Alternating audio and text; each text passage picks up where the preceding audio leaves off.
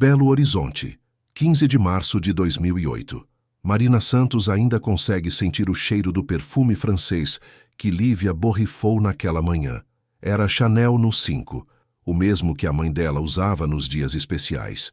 12 anos depois, sempre que Marina passa por uma perfumaria, aquele aroma a transporta de volta para o quarto do Hotel Otton, onde 5 amigas transformavam uma jovem professora de 28 anos na noiva mais radiante que Belo Horizonte veria naquele sábado. Você estava incandescente, lembra Marina, mexendo distraidamente no café já frio. O vestido de renda portuguesa que sua avó havia guardado por décadas ficou perfeito. Suas mãos não tremiam nem um pouco quando eu fechei os botões. Você dizia que finalmente havia encontrado sua pessoa. O Hotel Otton fervilhava com a movimentação típica de casamentos mineiros. Tias disputando espelhos, crianças correndo pelos corredores, o som constante de secadores de cabelo misturado às risadas nervosas das madrinhas.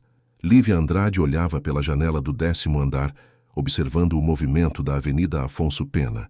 Em algumas horas, estaria caminhando até o altar da Igreja São José, no centro da cidade, onde Marcos Vilela a esperaria com aquele sorriso torto que a conquistara 3 anos antes. Marcos havia ligado às 9h da manhã. Sua voz soava estranha pelo telefone, um pouco rouca, como se tivesse dormido mal. Amor, estou saindo de casa. O Rodrigo já chegou. Estamos indo para a igreja. Te amo para sempre. Foram as últimas palavras que Lívia ouviria dele. A maquiadora aplicava o último toque de blush quando o telefone de Marina tocou. Era Rodrigo, o padrinho. Sua voz tremia. Marina, cadê o Marcos? Ele não chegou na igreja. O carro não está aqui. Lívia sentiu algo gelado percorrer sua espinha. Olhou para o espelho e viu seus próprios olhos se enchendo de uma confusão que ainda não conseguia nomear. A Igreja São José começou a se encher. Parentes de ambas as famílias ocupavam os bancos de madeira escura, ajustando gravatas e alisando vestidos. O padre João Carlos caminhava nervoso pelo altar, consultando o relógio a cada poucos minutos. Os músicos afinavam instrumentos, testavam microfones. O fotógrafo organizava equipamentos, preparando-se para capturar o momento que nunca viria. Às 16h30, horário marcado para a cerimônia, Lívia ainda estava no hotel. Agora usava um roupão branco sobre o vestido de noiva, enquanto Marina tentava ligar para todos os números que conhecia. O celular de Marcos ia direto para a caixa postal. Sua casa estava vazia. Rodrigo havia percorrido todo o trajeto entre a residência de Marcos, no bairro Lourdes, e a igreja. Nenhum sinal do Civic prata, nenhum vestígio de acidente. Foi quando percebi que algo muito sério estava acontecendo. Conta Marina. Lívia ficou em silêncio por quase 1 hora, apenas sentada na poltrona, olhando para o vestido no espelho, como se estivesse tentando processar que aquilo não era um pesadelo. Às 18h, a família tomou a decisão mais difícil: cancelar a cerimônia. Os convidados foram dispensados, as flores recolhidas, o buffet desmontado. Lívia tirou o vestido de noiva em silêncio, dobrou-o cuidadosamente e o guardou no armário. Não sabia que só voltaria a vê-lo 12 anos depois, quando uma descoberta mudaria sua vida para sempre. A primeira semana foi um turbilhão de esperança e desespero. A família Vilela mobilizou todos os contatos: amigos empresários, conhecidos na polícia, parentes em outras cidades. Cartazes com a foto de Marcos começaram a aparecer em postes, semáforos e murais de universidades por toda Belo Horizonte. Mas desaparecido desde 15/03/2008, a frase se repetiria milhares de vezes durante os meses seguintes. Dona Conceição, mãe de Marcos, transformou a casa da família em um centro de operações improvisado. O telefone tocava constantemente com informações contraditórias. Alguém havia visto um homem parecido com Marcos numa rodoviária em Juiz de Fora. Outro jurava tê-lo encontrado num posto de gasolina na BR-381. Cada pista levava a um beco sem saída. Cada esperança se desfazia em poucas horas. Lívia estava irreconhecível. A professora alegre que ensinava literatura para adolescentes havia se transformado numa mulher apática, que passava dias inteiros sentada na sala de estar, folheando álbuns de fotos como se procurasse alguma pista nos sorrisos capturados. Marina e as outras amigas se revezavam para acompanhá-la, mas era como se Lívia estivesse presente apenas fisicamente. Ela repetia sempre a mesma coisa. Lembra Sandra, outra amiga próxima, que o Marcos havia prometido que não a abandonaria nunca, que eles tinham planos, que estavam construindo algo juntos. Não conseguia aceitar que ele simplesmente tivesse ido embora. O delegado Antônio Ferreira, responsável pelo caso, era um veterano acostumado com situações delicadas. Nos primeiros dias, trabalhou com a hipótese de sequestro. A família Vilela tinha um pequeno negócio de autopeças que prosperara nos últimos anos. Mas não houve pedido de resgate, nenhum contato dos supostos sequestradores. A investigação se expandiu para outras possibilidades: acidentes em estradas rurais, problemas psicológicos, até mesmo a chance de Marcos ter assumido uma nova identidade. Foi Rodrigo quem levantou a hipótese mais dolorosa. E se ele simplesmente não quis se casar? Perguntou numa reunião com as famílias, 3 semanas após o desaparecimento. Ace ficou com medo e resolveu fugir? A pergunta ecoou no silêncio da sala. Dona Conceição negou veementemente, mas Lívia ficou em silêncio, como se aquela possibilidade já tivesse atravessado sua mente inúmeras vezes. Os meses se transformaram em estações. O outono de 2008 trouxe chuvas intensas para Belo Horizonte e, com elas, novas possibilidades macabras. Corpos de água que poderiam ter levado evidências, estradas rurais que se tornaram intransitáveis. A polícia investigou açudes, represas, até mesmo poços artesianos abandonados na região metropolitana. Nada. Em dezembro, quase um ano depois, a família organizou uma missa em memória. Não era um funeral. Não havia corpo, não havia certeza. Era uma cerimônia de despedida para quem ainda estava vivo, mas havia desaparecido da vida de todos.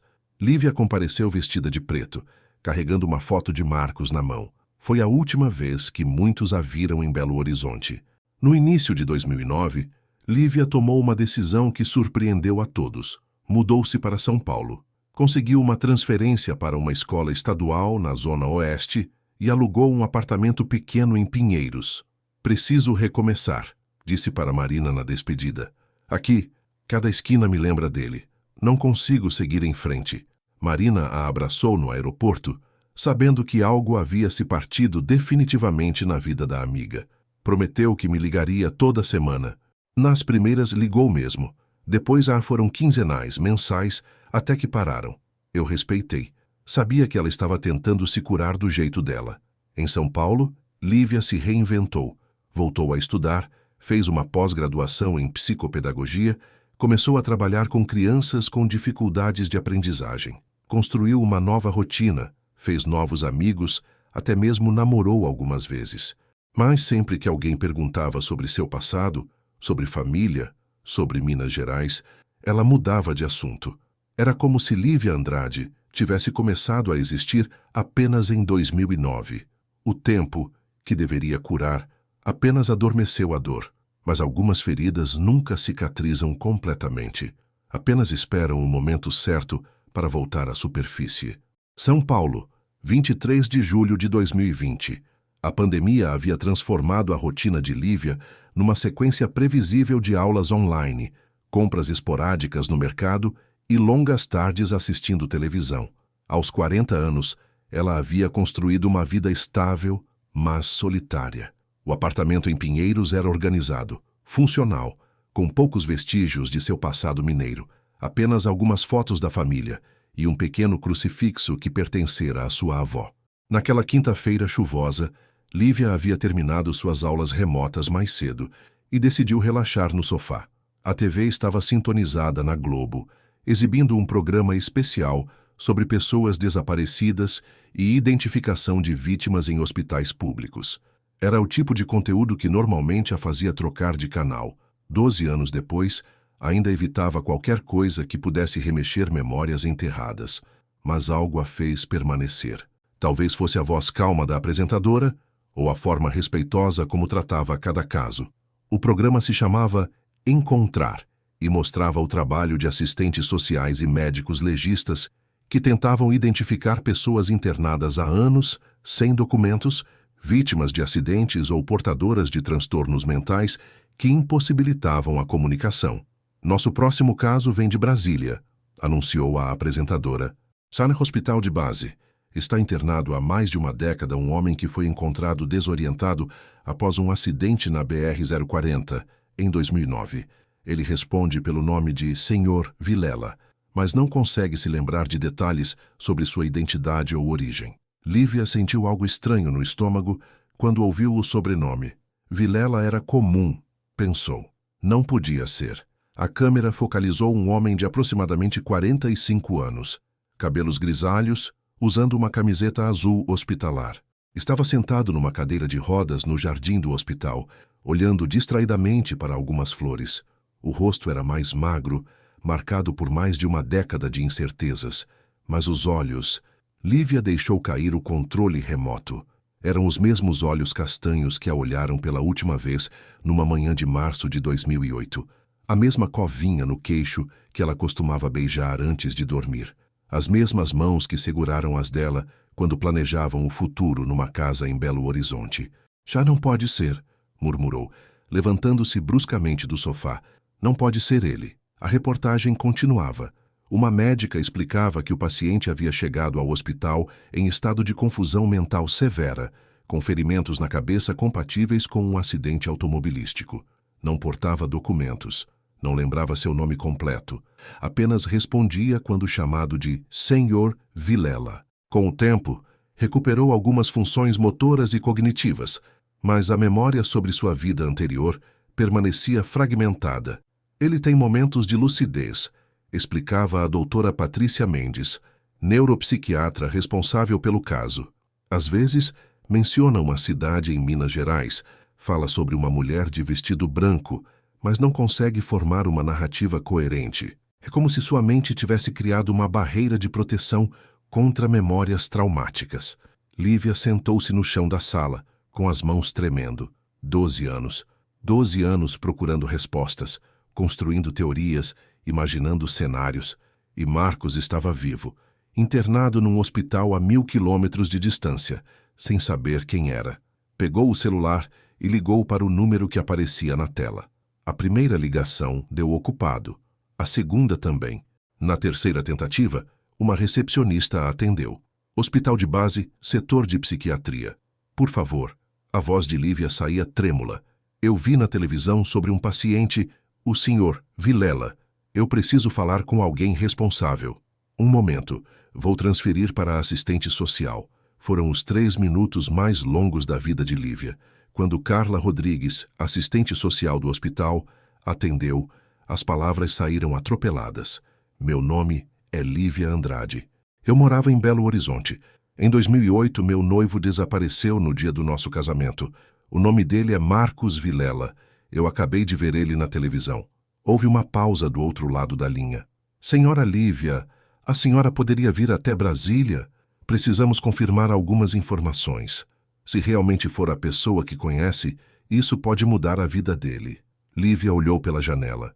A chuva continuava caindo sobre São Paulo, mas dentro do apartamento, algo havia mudado para sempre. 12 anos de perguntas estavam prestes a encontrar respostas, mas ela ainda não imaginava que algumas respostas trazem mais dor do que o silêncio.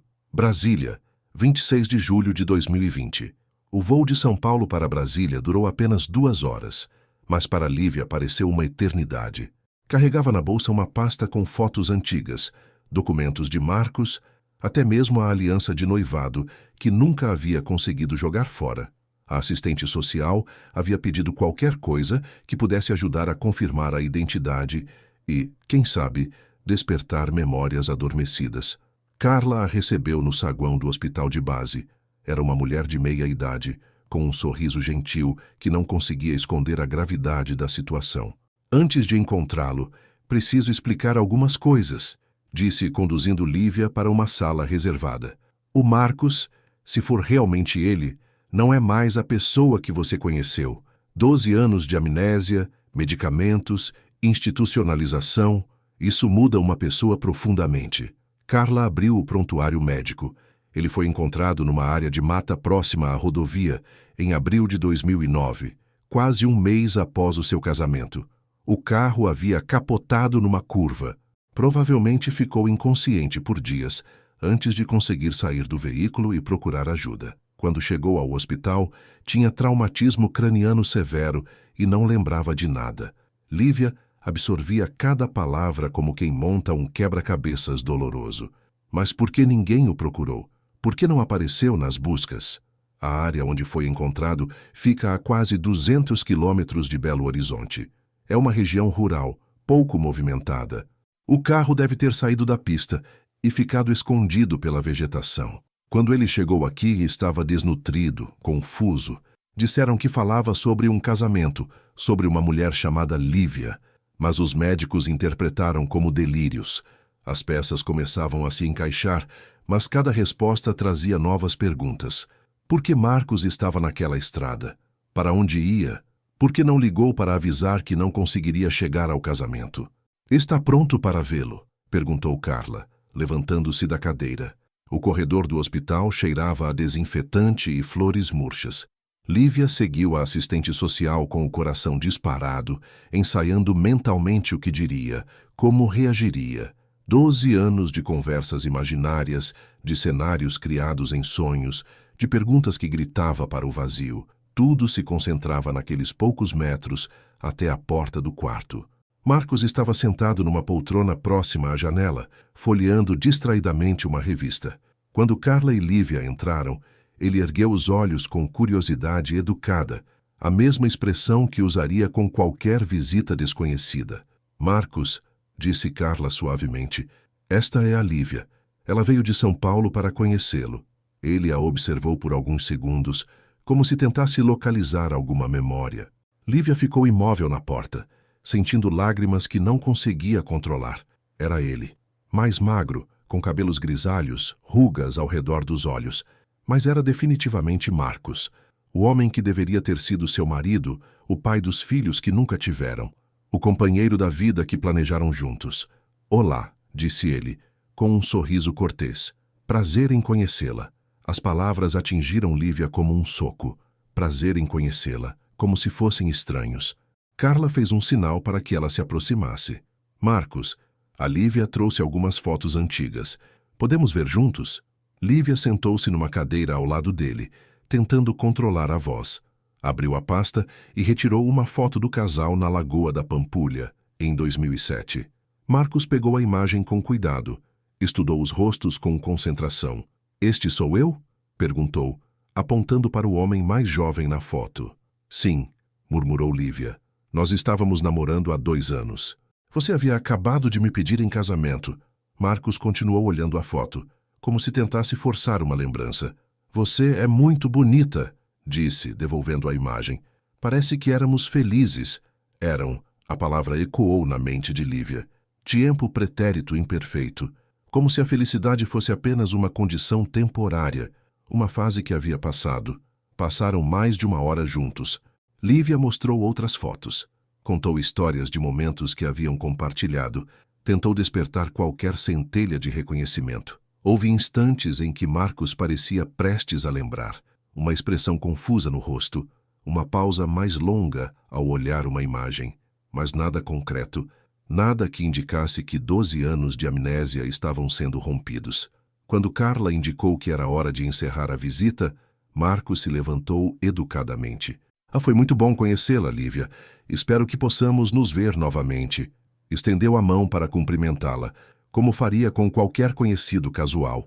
Lívia olhou para aquela mão, a mesma que segurou a sua quando prometeu amor eterno, a mesma que deveria ter colocado a aliança em seu dedo, agora oferecida como um gesto de cortesia entre estranhos.